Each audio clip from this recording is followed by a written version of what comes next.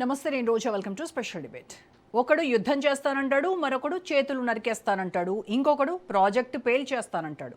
పాకిస్తాన్ పాలకుల మాటలివి. ఉగ్రభూతాన్ని పెంచి పోషిస్తూ నీళ్ల కోసం నాటకాలు ఆడుతున్నారు.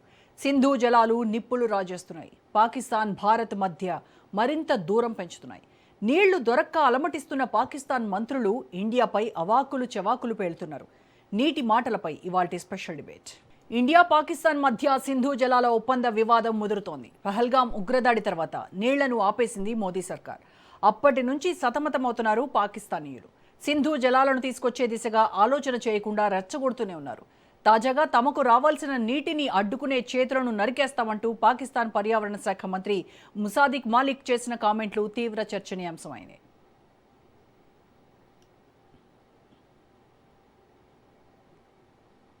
हाथ डालेगा हम वो हाथ ही काट देंगे। हम तो ये ऐलान कर चुके हैं, और सिर्फ ऐलान नहीं कर चुके, 2 मर्तबा 1-1.5 साल में दिखा चुके हैं कि अगर किसी ने हाथ डाला तो हम हाथ काट देंगे। लेकिन सवाल इंसाफ का भी तो है। हम तो अपने आप को बचा लेंगे। हमारी तो जो अफवाज हैं उन्होंने 2 मर्तबा सीसा पिलाई दीवार बनकर खड़े हो गए, और दोनों मर्तबा उन्होंने दिखाया कि पानी नहीं, हम तो हवा के ऊपर भी हाथ डालोगे तो हवा तुम्हारा हाथ पकड़ लेंगे। नलका है पानी का जिस पे हाथ रखा हुआ है हमारे हमसाया मुल्क के उस प्राइम मिनिस्टर ने, जो ये कहता है कि मैं 1 कतरा पाकिस्तान में पानी नहीं बहने दूंगा। तो ऐलान ఇప్పటికే కరువుతో అల్లాడుతున్న పాకిస్తాన్ సింధు జలాల కోసం మైండ్ గేమ్ షురూ చేసింది. సంస్కృత భాష, బుద్ధుడి బోధనలపై కొత్త రాగాలు తీస్తోంది. కానీ ఇస్లామాబాద్ గేమ్స్ వర్కౌట్ కావట్లేదు. ఇస్లామిక్ ఐడెంటిటీ నుంచి యూటర్న్ తీసుకున్నంత మాత్రాన పాకిస్తాన్కు నీళ్లు వెళ్లవు. ఉగ్రవాదాన్ని అంతం చేస్తేనే నీళ్లు ఇస్తామంటోంది భారత్. ఎప్పటికప్పుడు దాయాది కుట్రలకు దీటుగా బదులిస్తోంది.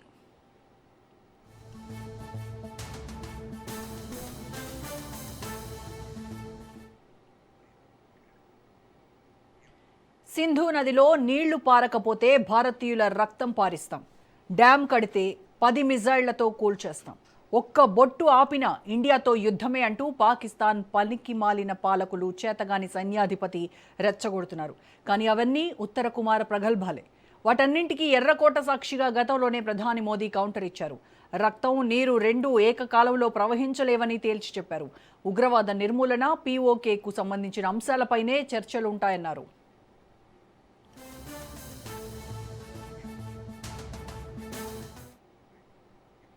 సింధు జలాల ఒప్పందాన్ని ఢిల్లీ పక్కన పెట్టడంతో ఇస్లామాబాద్ ఉక్కిరిబిక్కిరవుతోంది.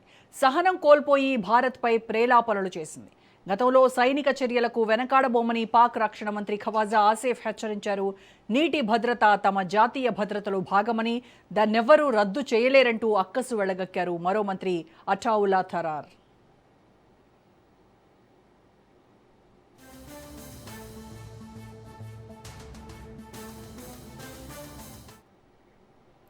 వాస్తవానికి వరల్డ్ బ్యాంక్ మధ్యవర్తిత్వంతో ఇండియా పాకిస్తాన్ మధ్య 1960లో సింధు జలాల ఒప్పందం జరిగింది. అయితే పహల్గాం ఉగ్రదాడితో ఆ ఒప్పందాన్ని నిలిపివేస్తున్నట్లు మోదీ ప్రభుత్వం ప్రకటించింది. అంతేకాకుండా 2028 జూన్ నాటికి సింధు నది జలాల ప్రవాహాన్ని పాకిస్తాన్కు పూర్తిగా నిలిపివేస్తామని కేంద్ర జలశక్తి మంత్రి సిఆర్ పాటిల్ చెప్పుకొచ్చారు. దీంతో నీళ్ల కోసం పాట్లు పడుతోంది ఇస్లామాబాద్. అయితే ఉగ్రవాదులను పెంచి పోషిస్తూనే నీళ్లు ఇవ్వడం లేదంటూ బదనాం చేసే కొత్త నాటకంపై సర్వత్రా విమర్శలు వెల్లువెత్తాయి.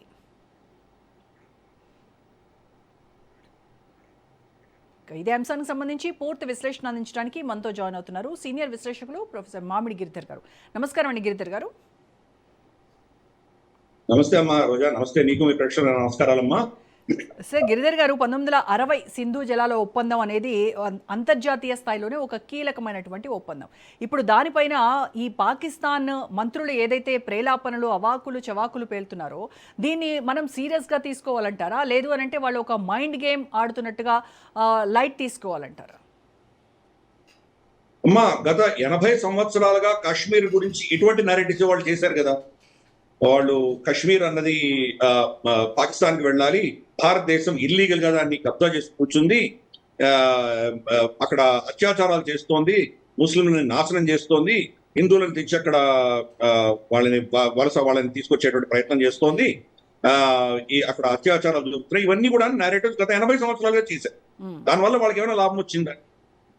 ఒక విషయం అర్థం చేసుకోవాలి, పాకిస్తాన్ దేశానికి నష్టం వస్తుందా లాభం వస్తుందా అన్నది ఒక ఎట్లయితే, వాళ్లకు నష్టం వచ్చినా లాభం వచ్చినా లాభపడేటువంటిది పాకిస్తాన్ సైన్యం. కాబట్టి పాకిస్తాన్ సైన్యం లాభపడినప్పుడు దేశం నష్టపోయినా వాళ్ళు దాన్ని పట్టించుకోరు. కాబట్టి వాళ్ళ నేరేటివ్స్ మనం అర్థం చేసుకోవాలి. ఇది దానికి సంబంధించిన అంశం. 1960లో చేసినటువంటి ఒప్పందం చాలా ఏకపక్షంగా జరిగింది. ఇది మనము దాని మీద మనం సాటిస్ఫైడ్ గా లేము. అలాగే పాకిస్తాన్ కూడా వాళ్ళకి ఈ ఒప్పందానికి వచ్చి వాడు కూడా నచ్చట్లేదు. ఇద్దరు కూడాను ఏదో కాంప్రమైజ్ లో సంతకాలు పెట్టారు, కానీ దీంట్లో చాలా అంశాలు మన దేశానికి వ్యతిరేకంగా మనకు దీంట్లో చాలా విధమైనటువంటి అంటే దీర్ఘకాలీనంగా మనకు దెబ్బ కొట్టేటువంటి అంశాలు దాంట్లో ఉంటాయి. నేను 2-3 అంశాలు చెప్తాను. మొట్టమొదటిది, నీటి ప్రవాహం తగ్గిపోయింది. 1960లో ఉన్నటువంటి ప్రవాహం ఈరోజు లేదు. కానీ ఈ జలాల యొక్క విభజన అన్నది 60 దశకంలో అంతకంటే ముందర ఉన్నటువంటి ప్రవాహం ఆధారంగా చేశారు. ఈరోజు పాకిస్తాన్ మాకు ఇన్ని టీఎంసీ ఫుట్ నీళ్లు ఇవ్వాలి అంటే కనుక పైనుంచి రావట్లేదు. రానప్పుడు మనం ఎలా ఇస్తాం? కాబట్టి మళ్ళీ దీని గురించి చర్చించాలి అని మనం పదే పాకిస్తాన్కి లెటర్ రాసినా దాన్ని వాళ్ళు ఖాతరు చేశారు. అంటే పహల్గాం ఘటన కంటే ముందర. అది ఒకటి. 2, దీంట్లో మధ్యవర్తిత్వం వహించడానికి మనకి ఏమైనా డిస్ప్యూట్స్ ఉంటే కనుక, విభేదాలు ఏమైనా ఉంటే కనుక 2 ఆప్షన్స్ ఇచ్చారు. ఒకటి, ఒక ఎక్స్పర్ట్ ని ఎవరన్నా పెట్టడం, న్యూట్రల్ ఎక్స్పర్ట్ ని పెట్టడం. అంటే ఈ జలాల గురించి, ఈ విభజన గురించి, ఈ డ్యాముల గురించి బాగా తెలిసినటువంటి ఒక నిపుణుని ఎవరైనా పెట్టడం. 2, ఒక court of arbitration, permanent court of arbitration వెళ్ళడం. ఒకటి అయిన తర్వాత ఒకటికి వెళ్ళాలి. ఒక దాంట్లో మనకు సపోజ్ జడ్జిమెంట్ మనకు వ్యతిరేకంగా వస్తే మనం బహుశా మళ్ళీ ఒక ఇండిపెండెంట్ ఎక్స్పర్ట్ దగ్గరికి వెళ్ళేటువంటి అవకాశాలు ఉన్నాయి. కానీ పాకిస్తాన్ ఏం చేసింది, ఇద్దరి దగ్గరికి ఒకటేసారి ఇప్పుడు ఒకరు ఒక జడ్జిమెంట్ ఒకలాగా ఇచ్చి ఇంకొకలాగా ఇస్తే కనుక సమస్యకి పరిష్కారం ఎక్కడి నుంచి వస్తుంది అది? కాబట్టి వాళ్లే దీన్ని ఏదో విధంగా నాశనం చేసుకుంటూ వచ్చారు. ఆఖరికి మన డ్యామ్లు మనకు తెలుసు కదమ్మా, పర్వతాల నుంచి వచ్చే డ్యామ్లు కావచ్చు, ఈవెన్ మనకు శ్రీశైలము, నాగార్జున సాగర్ డ్యామ్ లో కూడా చూస్తే మట్టి రాళ్లు వచ్చి చేరుకుంటాయి. మట్టి రాళ్లు వచ్చి చేరుకున్నాయంటే కనుక దాని నీటి మట్టం, స్టోరేజ్ కెపాసిటీ తగ్గిపోతుంది. డ్యామ్ ఎలా ఉందంటే ఇంతవరకు దాని స్టోరేజ్ కెపాసిటీ మట్టి రాళ్లు వచ్చే కొద్దీ నీళ్ల ప్రవాహం తగ్గిపోతుంది. కింద మట్టి రాళ్ళని డ్రెడ్జింగ్ అంటారు, తీసేస్తారు. ప్రతి డ్యామ్ కింద స్లూస్ గేట్స్ ఉంటాయి. ఆ గేట్స్ ఓపెన్ చేస్తే ఈ రాళ్ళు మట్టి అంతా వెళ్ళిపోతుంది. అప్పుడు మళ్ళీ దాని స్టోరేజ్ కెపాసిటీ పెరుగుతుంది. ఈ 1960 ఒప్పందం ప్రకారము ఆ గేట్లు ఓపెన్ చేయాలన్నా మనకు పాకిస్తాన్ పర్మిషన్ కావాలి. అలాగే మనకు నెహ్రూ గారి ప్రభుత్వం ఏం చేసిందంటే, కన్స్ట్రక్షన్ లో ఈ గేట్లైనా ఉన్నాయి, కానీ గేట్లు ఎవరో తెరవకుండా దాన్ని పర్మనెంట్ గా వెల్డింగ్ చేసి సీల్ చేసేసింది అప్పటి ప్రభుత్వం. అంటే మన గత 60 సంవత్సరాలుగా నీటి మట్టం ఎంత తగ్గిపోయిందో అర్థం చేసుకోవచ్చు. రాళ్ళు మట్టి వచ్చి చేరుకుంది దాంట్లో. కాబట్టి ఈ సమస్యకి మనం ఏదైనా సమాధానం చూద్దాం, దీన్ని వదిలేస్తామంటే కదా పాకిస్తాన్ ససేమిరా అని. కాబట్టి ఇటువంటివి అంటే సోకాల్డ్ అగ్రిమెంట్ ఉన్న 1960లో దాన్ని నీరు గార్చే దిశగా మనం ఏం చేయాలన్నా కానీ మనకు పర్మిషన్ ఇవ్వకుండా సతాయించింది పాకిస్తాన్. ఇది పహల్గాం ఘటన కంటే ముందర జరిగినటువంటి అంశాలు చెప్తున్నాను. ఫైనల్ గా పహల్గాం ఘటన జరిగిన తర్వాత మనం ఏం చేసాము, సస్పెండ్ చేసాం, అగ్రిమెంట్ ని సస్పెండ్ చేసాం, నీళ్లను ఆపలేదు. ఇది మనం అర్థం చేసుకోవాలి చాలా క్లియర్ గా. చాలా మంది ఏమంటుంటారంటే మోదీ పాకిస్తాన్కి వెళ్ళవలసిన నీళ్లను ఆపేశారు అని అంటున్నారు. అది అన్నవాళ్ళు పాకిస్తానీ నెరేటివ్ ముందుకు తీసుకెళ్తున్నారు. ఇది అర్థం చేసుకోవాలి. ఫస్ట్ మనము నీళ్లని ఆపలేదు, ఆపే కెపాసిటీ లేదు మన దగ్గర. ఈ గత 80 సంవత్సరాలుగా, అంటే 60 దశకం నుంచి మనం చూసామంటే బహుశా ఇప్పటికి ఆల్మోస్ట్ మనకు 66 సంవత్సరాలు 67 సంవత్సరాలు అయింది. ఇన్ని సంవత్సరాలలో డ్యాములు కట్టుకోలేదు. కడితే కనుక పాకిస్తాన్ ఒప్పుకోదు కదా. కాబట్టి మనం కట్టే ప్రాజెక్ట్స్ చాలా తక్కువ. ఈ ప్రాజెక్ట్స్ తోటి పాకిస్తాన్ వెళ్ళవలసిన నీళ్ళని మనం ఆపేటువంటి కెపాసిటీ లేదు మన దగ్గర. ఈ ముక్క అర్థం చేసుకోవాలి. మోదీ గారు ఏం చేశారు, ఆ ఒప్పందాన్ని సస్పెండ్ చేశారు, కానీ నీళ్లను ఆపేటువంటి పరిస్థితి లేదు. ఇది మనం ఫస్ట్ అర్థం చేసుకోవాలి. భారతదేశం నీళ్లు ఆపేస్తోంది అన్న ఒక నేరేటివ్ పాకిస్తాన్ తీసుకొస్తోంది, ప్రపంచవ్యాప్తంగా వెళ్ళి డంకా కొడుతోంది. కాబట్టి మనం దానికి వత్తాసు పలకకూడదు, మనం చాలా క్లారిటీ ఉండాలి. 2, మనం ఏం చేసామంటే ఈ స్లూస్ గేట్స్ ఓపెన్ చేసాం. దాంతో ఈ మట్టి రాళ్ళు అని వెళ్ళిపోయాయి. స్టోరేజ్ కెపాసిటీ పెరిగింది. మనం స్టోరేజ్ కెపాసిటీ పెరిగేసరికి మనం దాన్ని ఆపగలుగుతున్నాం. ఎంత కొంచెం నీళ్ళు ఆపగలిగితే అంత ఆపగలుగుతున్నాం. ఈ కెపాసిటీ కూడా మనకు రెస్ట్. ఇంకా తర్వాత ఏం చేసాం, మనము వాళ్లకు ఈ సస్పెండ్ చేశాం కాబట్టి గతంలో ప్రతిసారి మనం గేట్ ఓపెన్ చేసేటప్పుడు వాళ్ళకి ఇన్ఫర్మేషన్ ఇవ్వాలి. మా దగ్గర వరదలు వచ్చాయి, మేము తెరుస్తున్నాము, మీరు జాగ్రత్త పడండి అని వాళ్ళకి ఇన్ఫర్మేషన్ ఇచ్చేవాళ్ళం. ఈ రోజు సస్పెండ్ చేశాం కాబట్టి ఏం షేర్ చేయట్లేదు. మనం నీళ్లు ఎప్పుడు వదులుతున్నామో చెప్పట్లేదు, నీళ్లు ఎప్పుడు ఆపేస్తున్నామో చెప్పట్లేదు, వాళ్ళకి ఇన్ఫర్మేషన్ ఇవ్వట్లేదు. కానీ పాకిస్తాన్ ఖాతాలో రావాల్సిన నీళ్లలో తక్కువ లేదు, వాళ్ళకి నీళ్లు వస్తున్నాయి, కానీ ఎప్పుడు వస్తున్నాయో తెలియదు. వాళ్ళకు ఎప్పుడైతే వరి నాట్లు వేసుకోవాలి, ఏదో పంటకి నీళ్లు కావాలన్నప్పుడు మనం వదలకపోవచ్చు, మిగతా అప్పుడు కూడా వదిలేయచ్చు. ఇప్పుడు రీసెంట్ గా 2 రోజుల క్రితం నీళ్లు లేవు అని వాడు అరుస్తున్నారు కదా, 2 రోజుల క్రితం మనం డ్యామ్స్ అన్ని ఓపెన్ చేసేసాం. ఓపెన్ చేశారు, నీళ్ళు పాకిస్తాన్. ఏం చేశారు వాళ్ళు? మన మీద పడి ఏడుస్తున్నారు. కానీ గత 70-80 సంవత్సరాలుగా వాళ్ళ బడ్జెట్స్ అన్ని కూడాను వాళ్ళ ఆర్మీకి పైసలు ఇచ్చుకుని వాళ్ళ టెర్రరిజాన్ని ప్రోత్సహిస్తూ చేస్తున్నారు. కానీ డ్యాములు ఎందుకు కట్టుకోలేదు వాళ్ళు? ఈ రోజు మనం నీళ్లు వదిలేమంటే కనుక నీళ్లను ఆపుకునేటువంటి శక్తి పాకిస్తాన్ లో కూడా లేదు. వాళ్ళ దరిద్రము, వాళ్ళకు ఉన్నటువంటి సమస్యలన్నీ వాళ్ళ దేశంలో ప్రాజెక్ట్స్ కట్టుకోలేదు కాబట్టి వచ్చాయి. వాళ్ళ నీళ్లు మనం ఆపాలా, వాళ్ళకి కావాల్సినప్పుడు మనం వదలాలా? ఇదేం న్యాయం ఇది? కాబట్టి అది అర్థం చేసుకోవాలి. ప్లస్ మనకు ఈ సింధు జలాల ఒప్పందం ప్రకారం 3 నదులు ఏవైతే ఉన్నాయో, సింధు నది, మనకు కిషన్ గంగా అంటే మనకు వితస్తా నది, వితస్తా అంటే జైలం నది, తర్వాత మనకు చంద్రభాగా నది అంటే చెనాబ్ రివర్, ఈ 3 పాకిస్తాన్కి వెళ్ళాలి. దాంట్లో 5% మనం వాడుకోవచ్చు. అక్కడ ఉన్నటువంటి కశ్మీర్ లో ఉన్నటువంటి రైతులకు కావచ్చు, లేదా విద్యుత్ సరఫరా కావచ్చు వాడుకోవచ్చు, మిగతా జలాలను వదిలేయాలి. ఈ రోజు మనం 1% కూడా వాడుకోవట్లేదు. అంటే 4% ఇంకా వాడుకునేటువంటి హక్కు, అధికారం మనకు ఉన్నాయి. ఇంకా ప్రాజెక్ట్స్ కట్టొచ్చు మనం.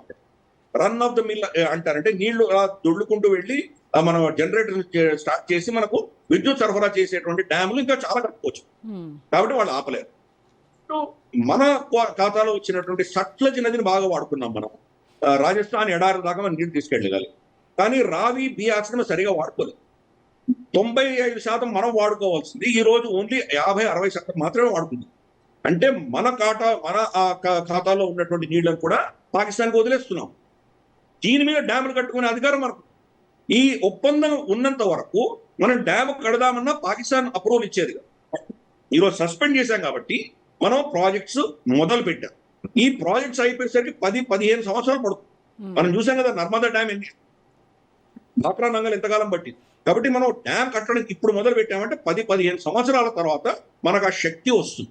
ఆ కెపాసిటీ బిల్డ్ చేసుకునే ప్రయత్నంలో మొదలు పెట్టాం. అంటే పాకిస్తాన్ పర్మిషన్ చేయకుండా మనం మన ఖాతాలో ఉన్నవన్నీ మనం చేసుకుంటున్నాం. రేపటి రోజు మళ్ళీ పాకిస్తాన్ మళ్ళీ కాళ్ళబేరానికి వచ్చి మనం వాళ్ళతో చర్చలు చేసి ఇప్పుడు పాత 1960లో మనం సంతకం పెట్టినటువంటి ఒప్పందం మనం ఒప్పుకోం. కొత్త షరతులతోటి కొత్త ఒప్పందం వస్తే కనుక మనకు వాళ్ళకి ఇవ్వవలసినటువంటి జలాల్ని మనం ఆపం, దానికి కావాల్సినటువంటి వెళ్తాయి. ఏ నది జలాలు కూడాను ఏ దేశం కూడాను 100% ఆపేటువంటి కెపాసిటీ ప్రపంచంలో ఎక్కడ కూడా లేదు. 100% మనం ఎప్పుడు దాన్ని ఆపలేదు. సార్, ఇప్పుడు ఇన్ కేస్ కనుక భారత్ ఈ ఒప్పందం నుంచి తప్పుకున్నా, లేదు అనంటే నీటిని ఆపితే కనుక అప్పుడు వరల్డ్ బ్యాంక్లో కావచ్చు, తర్వాత యుఎన్ఓ అలాంటి అంతర్జాతీయ వేదికలపైన భారత్ ఎదుర్కోబోయేటువంటి సవాళ్లు ఎలా ఉంటాయంటారు? అమ్మా, ఆల్రెడీ ఈ కోర్ట్ ఆఫ్ ఆర్బిట్రేషన్ మన వ్యతిరేకంగా జడ్జిమెంట్ ఇచ్చేసింది. ఆల్రెడీ ఓకే, మనకు వ్యతిరేకంగా ఇచ్చింది. మీరు దీంట్లో సస్పెన్షన్ అన్న క్లాజ్ లేదు, సస్పెండ్ చేయడానికి మీకు అధికారాలు లేవు అని చెప్పి వాళ్ళు జడ్జిమెంట్ ఇచ్చారు. మనం ఏం చెప్పాము? హియరింగ్ కి మనం అటెండ్ కూడా అవ్వలేదు. అసలు మీకు అధికారాలు లేవు, మీరు ప్రశ్నించే అధికారమే లేదు పోని బేఖాతరు చేసిన ఇగ్నోర్ చేశాం, డిస్మిస్ చేశాం. 2 వరల్డ్ బ్యాంక్ వెళ్ళి వీళ్ళు పాకిస్తాన్ వెళ్ళి అడిగారు, మీరే కదా దీన్ని ఒప్పందం చేయించారు, మీరు దాంట్లో జోక్యం చేసుకోండి అని. వరల్డ్ బ్యాంక్ ఏం చెప్పిందంటే, మేము అప్పుడు మీ ఇద్దరిని కలిపి చర్చించి ఒక ఒప్పందం తీసుకొచ్చేంత వరకే మేము పనిచేసాము, దాని తర్వాత మాకు సంబంధం లేదు అన్నారు. వాళ్ళు వెళ్ళిపోయారు. United nations security council China వీళ్ళని సమర్థిస్తూ వస్తుంది. మిగతా దేశాలు ఎవరు వీళ్ళు సమర్థించవు కదా. మన పక్షాన రష్యా ఉంటుంది, ఉంటుంది, యూకే ఉంటుంది. అమెరికా వచ్చిందా రాకపోయినా పక్కన పెట్టినా కానీ కూడా మనకు ఫ్రాన్స్, రష్యా అయితే మన పక్షాన్ని నిలబడతారు. కాబట్టి వీటో అయిపోతుంది. యునైటెడ్ నేషన్స్ సెక్యూరిటీ కౌన్సిల్ ఎవడో పట్టించుకోడు. ఆఖరికి యునైటెడ్ నేషన్స్ సెక్యూరిటీ కౌన్సిల్లో కావచ్చు, యునైటెడ్ నేషన్స్ జనరల్ అసెంబ్లీలో కావచ్చు, సరే ఇజ్రాయెల్ మీద ఎన్ని వీళ్ళు రెజల్యూషన్ ఇచ్చినా ఇజ్రాయెల్ ఏం పట్టించుకోలేదు. చిన్న దేశం అని ఇజ్రాయెల్ పట్టించుకోలేదు. ఆఖరికి శ్రీలంకలో ఎల్టీటీ ప్రభాకర్ని చంపినప్పుడు మానవ హక్కుల ఉల్లంఘన పేరిట వాళ్ళ వ్యతిరేకంగా రెజల్యూషన్స్ వస్తే శ్రీలంకనే పట్టించుకోలేదు. భారతదేశం అంత పెద్ద మహాశక్తి అక్కడి నుంచి వచ్చేటువంటి రెజల్యూషన్ మనం ఎవరు పట్టించుకుంటాం? చైనా పట్టించుకుంటారు. వాళ్ళు ఫిలిప్పైన్స్ జలాలలో పోయి దీవులు కట్టుకుంటున్నారు, వాళ్ళ దీవులను కబ్జా చేసుకుంటున్నారు. కోర్ట్ ఆల్రెడీ ఫిలిప్పైన్స్ పక్షాన వాళ్ళకు ఆల్రెడీ జడ్జిమెంట్ ఇచ్చి, చైనా దాన్ని బేఖాతరు చేస్తారు, మాకు దానికి సంబంధం లేదు, ఇదంతా మాదే అని వాళ్ళు చెప్పుకుంటారు. కాబట్టి బలవంతుడిని ఎవడో అపోజ్ చేయలేడు. యునైటెడ్ నేషన్స్ కి ఎటువంటి శక్తి లేదు. కాబట్టి దాని గురించి మనం పెద్ద వరి అవ్వాల్సిన అవసరమే లేదు. అక్కడ రెజల్యూషన్ పాస్ చేసినా, యునైటెడ్ నేషన్ సెక్యూరిటీ కౌన్సిల్లో కూడా రెజల్యూషన్ పాస్ చేసినా మనం దాని గురించి పట్టించుకోము. మన దేశ భవిష్యత్తు, మనకు ఉన్నటువంటి హక్కులు, దీని ఆధారంగా మన అవసరాల దృష్ట్యా మనం నిర్ణయాలు తీసుకుంటాం. మనం పాకిస్తాన్ ప్రజల్ని వాళ్ళకి నష్టపోయే దిశగా మనం ఏం ప్రయత్నం చేయట్లేదు. జనాలు తగ్గిపోతుంది కాబట్టి మన అవసరాలకు వాడుకొని వాళ్ళకి ఇవ్వాల్సిన వాటా మనకి ఇచ్చి తీరుతాం. మనం అంత అమానుష్యంగా మనం ప్రవర్తించము. వాళ్ళకి వెళ్లే జలాలు పెడతాయి. కానీ వాళ్ళు చేసిన తప్పిదాలు, వాళ్ళ ప్రాజెక్ట్స్ కట్టుకోక, డ్యాములు కట్టుకోక, పరాజులు కట్టుకోక నీళ్ళని సముద్రంలో పెడుతుంటే దానికి మనం బాధ్యులం కాదు. మంగళా డ్యామ్ కూడా కట్టుకున్నారు వాళ్ళు, మనకు వితస్తా నది, చేలం నది మీద. అటువంటి ఒకటో రెండో తార్పేలా రెండు ఎప్పుడో పాత 60 దశకంలో కట్టినవి తప్పితే గత 20-30 సంవత్సరాలకు ఒక్క ప్రాజెక్ట్ కూడా తీసుకురాలేదు. ఈ రోజు వాళ్ళు మన మీద బెదిరింపులు, మేము బాంబులు వేసి ఈ డ్యామ్లను పేల్ చేస్తాము అని బెదిరిస్తున్నారు. అంత ధైర్యము సాహసం వాళ్ళ దగ్గర లేదు. అది చేసిన దాని పరిణామాలు ఎలా ఉంటాయో వాళ్ళకు కూడా తెలుసు. ఆల్రెడీ ఆపరేషన్ సింధూర్లో చూశారు. మన దగ్గర ఆ కెపాసిటీ ఉంది. కానీ ఏదో ఒక బెనిఫిట్ ఆఫ్ డౌట్ ఇద్దాం వాళ్ళకి. వాళ్ళ బాంబులు నిజంగానే వచ్చి 10 బాంబులు కొట్టినా కానీ డ్యాములు పేలవు. ఫస్ట్ అది అర్థం చేసుకోవాలి. బట్ పేల్చారు అనుకుందాం కాసేపు. పేలిస్తే నష్టపోయేది ఎవరు? పాకిస్తానే నష్టపోతుంది. ఎందుకంటే మనం అప్పర్ రైపీరియన్ పైన ఉన్నాం. మనం నీళ్ల జలాలు కిందికి వెళ్ళిపోయి సముద్రంలో వెళ్ళిపోతాయి. దానివల్ల పాకిస్తాన్కి ఏమైనా లాభం ఉందా? ఏమీ లాభం లేదు. 2, వాడు మన డ్యాములు పేలిస్తే మనం ఊరుకుంటామా? మనం మిగిలిపోయిన 2, 3 డ్యాములు ఏమున్నాయో దాన్ని మనం పేల్చేయమా? కాబట్టి ఇది జరిగేటువంటి అంశం కాదు. వాళ్ళ ప్రజల్ని ఏదో విధంగా మభ్యపెట్టి, వాళ్ళని ఏదో విధంగా ఎమోషనల్ గా చూడు మేము భారతదేశాన్ని బెదిరిస్తున్నామని చెప్పి ఏదో విధంగా వాళ్ళకు ఊరట కలిగించే దిశగా వీళ్ళు మాట్లాడుతున్నారు. కానీ అక్కడ జలం అంటే నీళ్ళు అన్నది కొరత ఏర్పడింది ఈరోజు పాకిస్తాన్. దానిని వాళ్ళ సమస్య, వాళ్ళు చేయలేనటువంటి చౌటగానితనాన్ని వాళ్ళు భారతదేశాన్ని బెదిరిస్తూ తప్పించుకునే ప్రయత్నం చేస్తున్నారు. మనం నీళ్లు ఆపేశాము అన్నటువంటి నెరేటివ్ వాళ్ళు తీసుకొస్తున్నారు. కరెక్ట్. అలాగే మోదీ కూడా స్టేట్మెంట్స్ ఇచ్చారు కదా సార్, రక్తము నీరు ఒకేసారి ఏకకాలంలో ప్రవహించవు అని చెప్పడం కూడా అక్కడ అంతర్గతంగా పాలకుల పైన ఒక ప్రెషర్ క్రియేట్ చేశారు. ఏం చేయాలో అర్థం కానటువంటి స్థితిలో ఇలాంటి పిచ్చి ప్రేలాపనలు చేస్తున్నారు. At the same time pale చేస్తాం, కూల్ చేస్తాము అనేటువంటి వాటికి సైమల్టేనియస్గా వాళ్ళు మన సింధు నాగరికత గురించి, సంస్కృతం గురించి, బుద్ధుడి బోధనల గురించి ఇప్పుడు ఇవన్నీ కూడా మాట్లాడుతున్నారు. అంటే ఇదంతా ఒక సాఫ్ట్ పవర్ గేమ్గా కనిపిస్తూ ఉంది. కరెక్ట్. అంటే అసలు మేము హైందవ సంస్కృతికి, భారతీయ సంస్కృతికి ఏం సంబంధం లేదు, ముస్లింలు వేరే అన్నటువంటి 2 నేషన్ థియరీ తీసుకొచ్చి వాళ్ళు దేశ విభజన చేసి ఆ దేశాన్ని కట్టుకున్నారు. మొదటి వాళ్ళకు ఉన్నటువంటి ఐడెంటిటీ ఏంటి? పాజిటివ్ ఐడెంటిటీ లేదు. మనం ఎవరు? భారతీయులు. భారతీయులు అంటే ఏంటి? మనకు 5,000-10,000 సంవత్సరాల సంస్కృతి ఉన్నది, మనకు ఇతిహాసం ఉంది, చరిత్ర ఉంది, వాంగ్మయం ఉంది, మనం చాలా చెప్పుకోవచ్చు. పాకిస్తాన్కి ఏముంది? ఏమీ లేదు. Negative identity. వాళ్ళకున్న నెగిటివ్ ఐడెంటిటీ అంటే మేము హిందువులం కాదు, మేము భారతీయులం కాదు. సరే, మీరు హిందువులు కాదు, మీరు భారతీయులు కాదు, మీరు ఎవరు తెలియదు. ఫస్ట్ కొన్ని రోజులు ఏమన్నారంటే మేము అరబులు అని చెప్పుకుంటే కానీ అరబులు వచ్చి మీరు అరబులు ఏంటి, మా మొహం, మీరు పనికిమాల వధవులు, మీరు అరబులు అంటే కనుక మాకు అవమానం, అది మీరు అరబులు కాదని చెప్పి వాళ్ళు డిస్మిస్ చేశారు. తర్వాత మేము పర్షియన్స్ అని చెప్పుకున్నాం. పర్షియన్ రాజులు ఈ ప్రాంతాలు చాలా మటుకు వాళ్ళు యుద్ధం చేయాలి, కొంతకాలం వాళ్ళు పాలించిన మాట వాస్తవమే. అలాగే మనం కూడా ఇరాన్ లో మన వాళ్ళు కూడా పాలించారు. ఈ రాజ్యాలన్నీ ఒకరు గెలిచేవారు, ఒకరు ఓడిపోయేవారు అన్నీ ఉండేవి. కాబట్టి మేము పర్షియన్స్ అని చెప్పుకున్నాం. పర్షియా, ఇరాన్ ఏం చెప్పిందంటే మీ సంస్కృతి ఏంటి, మా సంస్కృతి ఏంటి, మీరు పనికిమాల వధవులు మీరు. ఎందుకంటే వాళ్ళు షియాలు కదా, వెళుతున్నారు, మీరు పనికిమాల. సో మీరు మాతో పోలికేంటి? మాది 5,000 సంస్కృతి, మీరు కానీ కాదు, మీరు మొన్న వచ్చారు, 60 సంవత్సరాలు అయింది వచ్చి మీరు, కాబట్టి మీకు మాకు పోలిక లేదన్న. మూడవది, మేము టర్కులు అన్నారు, తుర్కీలు అనుకున్నారు వీళ్ళు పాకిస్తాన్. టర్కీ ఏమనేది, మిమ్మల్ని రాజ్యం వెళ్ళిన వాళ్ళం మేము, మా సుల్తాన్లు వచ్చి మీ మీద మిమ్మల్ని ఓడించి మిమ్మల్ని బానిసలు చేసి మీ మీద రాజ్యం వెళ్ళిన వాళ్ళము, మీరు మాకు సమానమైన అవుతారు, మీరు మా బానిసలు అని వాళ్ళని. సో ఏ ఐడెంటిటీ కూడా వాళ్ళు ఫిట్ అవ్వలేదు. ఇప్పుడు భారతీయ ఐడెంటిటీని, హైందవ సంస్కృతిని వాళ్ళు తీసుకునేటువంటి ప్రయత్నం చేస్తున్నారు. దానికి ఒక 30-40 సంవత్సరాల క్రితం మనం చేసిన తప్పే. మనము దీన్ని గత చరిత్రలో కనీసం అంటే 2-3 వేల సంవత్సరాల చరిత్రలో ఎంతమంది మన దేశానికి వచ్చినా, యాత్రికులుగా వచ్చినా, ఆక్రాంతాలుగా వచ్చినా, వ్యాపారం కోసం వచ్చినా మొత్తం ఈ భాగాన్ని భారత భూభాగం అని పిలిచేవారు.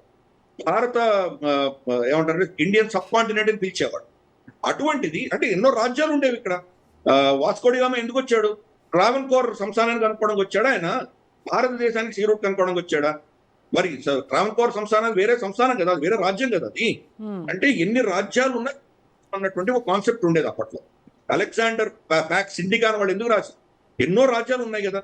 వాళ్ళు అక్కడ ఉన్నటువంటి అరట్ట, తర్వాత మనకు గంధార, ఇవన్నీ వాళ్ళు ఓడించుకున్నారు. కానీ మగధ సామ్రాజ్యం ముట్టలేదు వాళ్ళు. మగధ సామ్రాజ్యం పారిపోయారే. కానీ దీనంతా భారత్ అని అన్నారు కదా వాళ్ళు. కాబట్టి భారత్ అన్నది దేశాలకు అతీతంగా ఉన్నటువంటి కాన్సెప్ట్. దానిని చంపేసి సౌత్ ఏషియా అని పేరు పెట్టారు. ఎందుకు? భారత్ అన్న పేరు నచ్చలేదు వాడు, ఇండియా అన్న పేరు నచ్చలేదు వాడు. ఇండియన్ సబ్ కాంటినెంట్ పాకిస్తాన్ కి వీళ్ళకి నచ్చలేదు కాబట్టి తీసేసి కొత్త పేరు తీసుకొచ్చి పెట్టారు. అంటే మన సంస్కృతి నుంచి మనం కట్ చేసేటువంటి ప్రయత్నం చేశారు. దక్షిణ ఆసియా అన్న ఒకటి సౌత్ ఏషియాని తీసుకొచ్చారు. మన సౌత్ ఏషియాలో అయ్యాం మనం. ఈ భూమధ్య రేఖ ఈక్వేటర్ కంటే ఉత్తరాన ఉన్నాం. సౌత్ ఏషియాలో అవుతాం మనం. ఈ పనికి మాలిన నేరేటివ్స్ మనం యాక్సెప్ట్ చేశాం కాబట్టి ఈ రోజు సౌత్ ఏషియన్ కల్చర్ అంటారు. పాణిని ఎవరంటే పాకిస్తానీ అంటారు. పాకిస్తాన్ ఎక్కడుంది? 60 ఏళ్ల ముందర, 70 ఏళ్ల ముందర. పాణిని మొత్తం అఖండ భారతాన్ని గురించి వర్ణించాడు. మనకు తక్షశిల, మనకు చాణక్యుడు మా దగ్గర పాకిస్తానీ యూనివర్సిటీ తక్షశిలాన్ని నేర్చుకొని అక్కడ వెళ్ళి మగధ సామ్రాజ్యం స్థాపించాడు అంటున్నాడు. పాకిస్తాన్ ఉందా అప్పుడు? తక్షశిల ఆయన చాణక్యుడు ఏం చెప్పాడు? రాజ్యాలు ఎన్నున్నా ఇదంతా అఖండ భారతం అని చెప్పాడు. కాబట్టి పాకిస్తాన్ అన్న కాన్సెప్ట్ ఎవరైనా పాణిని కానీ చాణక్యుడు కానీ ఎవరైనా చెప్పారా అప్పుడు? అందరూ అఖండ భారతం గురించి మాట్లాడారు కదా అప్పుడు. కానీ వీళ్ళు దాన్ని తీసుకునేటువంటి ప్రయత్నం చేస్తున్నారు. మొహంజదారో, హరప్ప, అసలు ఇది హైందవ సంస్కృతి సంబంధమే లేదు. మేము అసలు చాలా ప్రాచీనమైన వాళ్ళము. మేమే మొహంజదారో, హరప్ప సంస్కృతి మాది. తర్వాత వచ్చినటువంటి గంగా, యమునా సంస్కృతి మాకంటే చాలా నీచమైంది. తర్వాత వచ్చింది ఇది. కాబట్టి మీరు అసలు భారతీయులు మేమే, అసలు సంస్కృతి మాది, ఇండస్ వ్యాలీ సివిలైజేషన్ మాది అని క్లెయిమ్ చేయడం మొదలుపెట్టారు. ఎంత హాస్యాస్పదం అది. వాళ్ళ ఎవరైతే ఫౌండింగ్ ఫాదర్స్ ఉన్నారో, మహమ్మద్ అలీ జిన్నా, వీళ్ళందరూ కూడా దీన్ని తిరస్కరించి కదా దేశాన్ని తయారు చేశారు. ఈరోజు దాన్ని క్లెయిమ్ చేయడంలో అర్థమేమైనా ఉందా? పాకిస్తాన్ ట్యాగ్ పెట్టుకుంటే అయిపోతుందా? మనకు నరసింహస్వామి అవతారం ఇచ్చినటువంటి ప్లేస్ ఎక్కడ? ముల్తాన్, మూలస్థాన్. దాన్ని మూలస్థాన్ అంటారు. మరి ఆయన కూడా పాకిస్తాన్ అనేద్దామా? శ్రీ మహావిష్ణు కూడా పాకిస్తాన్ అనేద్దామా? ప్రహ్లాదుడు పాకిస్తాన్ అనేద్దామా? అవన్నీ కూడా మన భూభాగాలు కదా. అక్కడున్న నదులన్నీ మనదే. అక్కడ ఉన్నటువంటి క్షేత్రాలనే మనమే. పెషావర్ పేరు పురుషపురం, కాబుల్ నదికి ఉత్తరాన ఉన్నటువంటి చర్సడ్డా పేరు పుష్కళావతి, ఇవన్నీ మనమే కదా. మూలస్థాన్ కరాచీ పోర్ట్ లో పాకిస్తాన్ నేవల్ సర్వీసెస్ వాళ్ళ హెడ్ క్వార్టర్స్ ఉన్నటువంటి దీవి ఉంది. దాని పేరు మనోహర ఐలాండ్. శ్రీకృష్ణ పరమాత్మలు అక్కడికి పిక్నిక్ వెళ్ళేవాళ్ళు. శ్రీకృష్ణుడి 8 భార్యల్లో 2 భార్యలు, లక్ష్మణను, తర్వాత ఇంకో ఆవిడ పేరు మర్చిపోతున్నాను నేను. వీళ్ళిద్దరూ ఈ రోజు ఉన్నటువంటి పాకిస్తాన్ నుంచి వచ్చారు. ఒక ఆవిడ చేలం డిస్ట్రిక్ట్ నుంచి వచ్చింది, ఇంకో ఆవిడ సియాల్కోట్ నుంచి వచ్చింది, మద్రదేశం నుంచి వచ్చింది. కాబట్టి ఇది అసలు పాకిస్తాన్ అన్న కాన్సెప్టే లేనప్పుడు కొన్ని వేల సంవత్సరాలుగా ఉన్నటువంటి సంస్కృతి, ఎన్నో రాజ్యాలు ఉన్నాయి, గణరాజ్యాలు ఉన్నాయి. అవన్నీ కూడాను భారతీయ సంస్కృతిలో భిన్న భాగం. సో ఈ రోజు పాకిస్తాన్ అవును మేము వేరే దేశం, కానీ మేము కూడా భారతే అన్నటువంటి కాన్సెప్ట్ తీసుకొస్తే మనకేం ఇబ్బంది లేదు. మన సంస్కృతి అంత గతంలో ఉన్నటువంటి 18 మహాజనపదాలు ఉండేవి, గణరాజ్యాలు, ఉపగణరాజ్యాలు ఇన్ని ఉండగాలేంది. బ్రిటిష్ వాళ్ళు వెళ్ళిపోయినప్పుడు కూడా 560 సంస్థానాలు ఉండేది. కాబట్టి 5 దేశాలు ఉంటే మనకే నష్టం లేదు. ఆఫ్ఘనిస్తాను, పాకిస్తాను, నేపాల్, బంగ్లాదేశ్ ఉండొచ్చు కాదు. కానీ మేమందరం అఖండ భారతంలో మేము భాగాలే అన్నటువంటి ధారణ వాళ్ళకి వస్తే అది మనం స్వాగతించవలసిందే.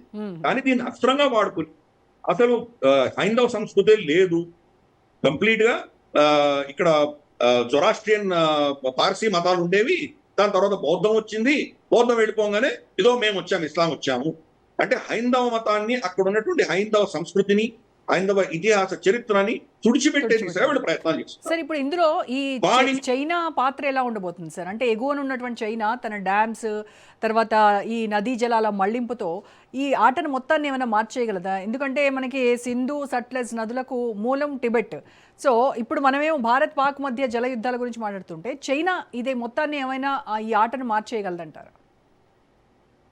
అంటే మనకు ఒక అడ్వాంటేజ్ ఏంటంటే కనుక చైనా టిబెట్, మనకు చైనా బార్డర్ లేదు మనకు. చైనా వచ్చి కబ్జా చేసుకున్న టిబెట్ తోటి ఈ రోజు మన చైనా బార్డర్ ఏర్పడింది. అందుకనే మన సురక్ష శక్తి ఏదైతే అక్కడ మనం గస్తీ తిరుగుతున్నారు మన వాళ్ళు, వాళ్ళ పేరు కూడా ఇండో టిబెటన్ బార్డర్ పోలీస్ అన్న, ఇండో చైనీస్ బార్డర్ పోలీస్ అంటే ఇండో టిబెటన్ అన్న. కాబట్టి టిబెటే మనకు సరిహద్దు ఉండేది. ఎలా ఉండేదంటే కొండల ప్రాంతం అంతా మన అధీనంలో, కొండలకి ఆవలి వైపు టిబెట్ లో ఉన్నాయి. కాబట్టి నదులన్నీ కూడా కొండ కింద నుంచి ఇటు నుంచే ప్రవహిస్తాయి. ఒక్క సింధు నది, సట్లజ్ రెండే ఈ రోజు టిబెట్ నుంచి మొదలవుతాయి. కానీ చిన్న నదులు అవి వచ్చేసరికి అవి చాలా చిన్న నదులు.